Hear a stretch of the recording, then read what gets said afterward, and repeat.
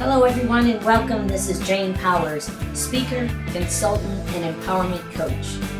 I want to take you through the natural laws of the body, mind, and soul based on Dr. Thuman Fleet's Stickman. Fleet's Stickman will provide you with everything you need to take your life to the next level of success. If we came in a box, this would be our instruction manual. It brings order and understanding to the way we create our life. See, the Stickperson helps provide you with structure and a framework for you to access all the ideas, resources, and people to advance in your life. If you apply these principles to your own life, you're going to see results not sometimes, but all the time. Our mind is like a magnet. The more we focus our mind, the stronger the magnetic pull. It's just like the light in the room you're sitting in. That light will cut through steel. It's just laser focus. There's no difference in that light.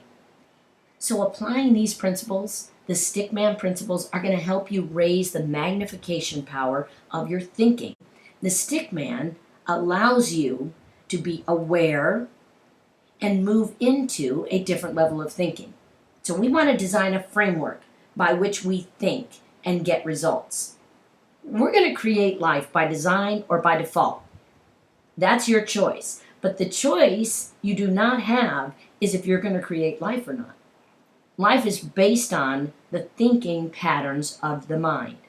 So let's talk about the mind. The conscious mind, the subconscious mind, and the body. That is the makeup of our system. The conscious mind, it's the educated mind. It's the intellectual mind.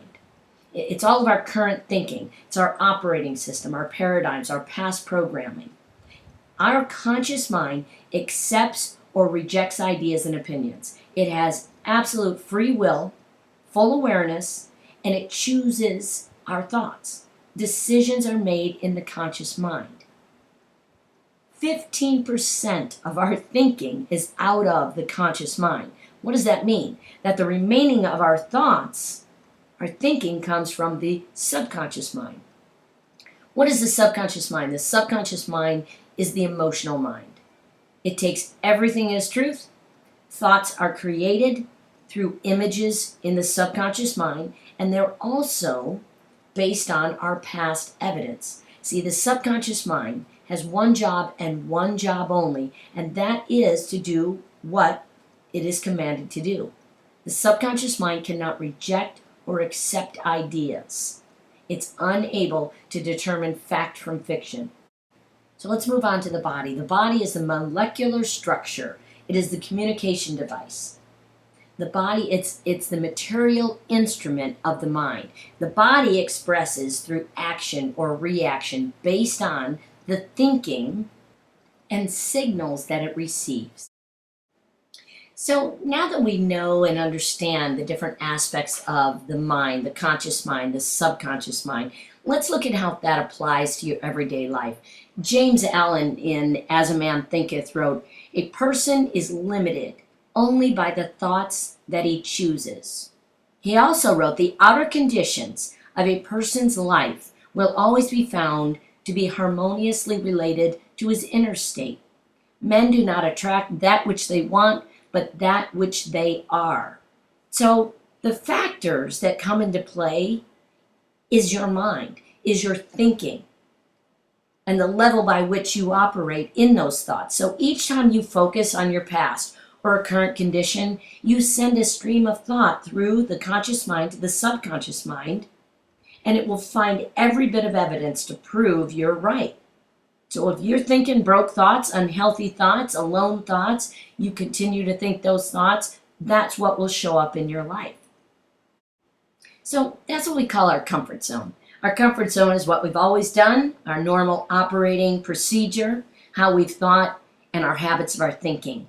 So the comfort zone is essentially we have an X thought. It moves into the subconscious mind, which controls the ideas, and then moves into action or a feeling tone. So you think X, you do X, and you get X. Same result. Henry Ford said, "Whether you think you can or you think you can't, you're right." So the key to changing your outside world is changing your inside world. We need to feed new ideas into the mind, but it doesn't just stop there, because the subconscious mind is used to operating by paradigms in its past.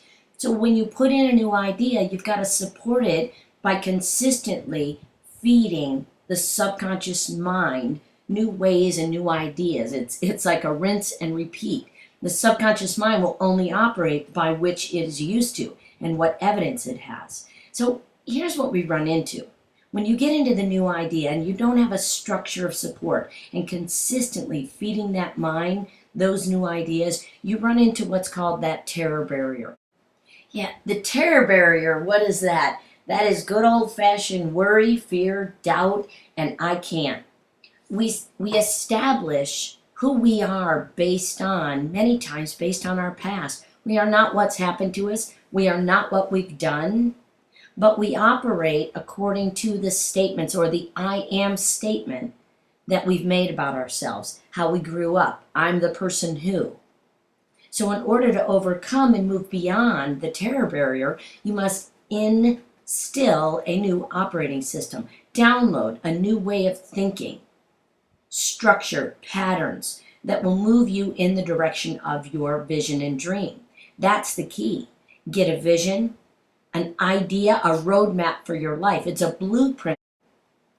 It's a blueprint for how you live. We want to challenge your thinking, challenge the X idea, the X thought, the past thought. If you don't pay attention, we're going to create life by default. We're going to fall back into our comfort zone. That's what the terror barrier does. We hit the upper limit. Gay Hendricks writes an incredible book, The Big Leap, talks about the upper limit problem. It'll show up no matter what. I call it the boogeyman. The boogeyman will always show up. It's not if, it is when. So we must get gutsy in our decision, in our commitment to expand our thinking beyond our comfort level, beyond the norm that we've operated by. I invite you to consider a new idea, a new pattern of your thinking. There's nothing like freedom in thought, freedom in ideas, freedom to express what it is you would truly love. Ask yourself that question every day. What would I love? If it weren't for the time, if it weren't for the money, what would I love in my life? How would I love to live my life? Start to design your life, your future. Use your future memory. The White Queen in Alice in Wonderland says to Alice, "What did you do tomorrow?" And Alice says, "Well, I don't know what I did tomorrow. It hasn't come yet." And the White Queen says to Alice, "That's a mighty poor memory that doesn't work in both directions." So use your future memory. Everything is created twice, first in thought and then in the finite. There's no unique idea. There is no dream without that existing already in the world. The world has an infinite supply of resources for you to live full out, to fully live your dream. You know, some people live 90 years and some people live 1 year 90 times. Do not live your life and each day like it's Groundhog Day. Take action and crush your projected goals. Design what it is you would love for your success. I have a free teleconference coming up that I introduce for you specifically. I'm going to be doing it on July 25th. That's a Thursday at 6 p.m. So register below and learn how to take some of the how-to steps for applying these principles. You're going to blast through barriers that have kept you from an ever-increasing level of greater and greater success. I have nailed this stuff. I've nailed this stuff in my life, and I truly care if people get it. I truly care about people's success.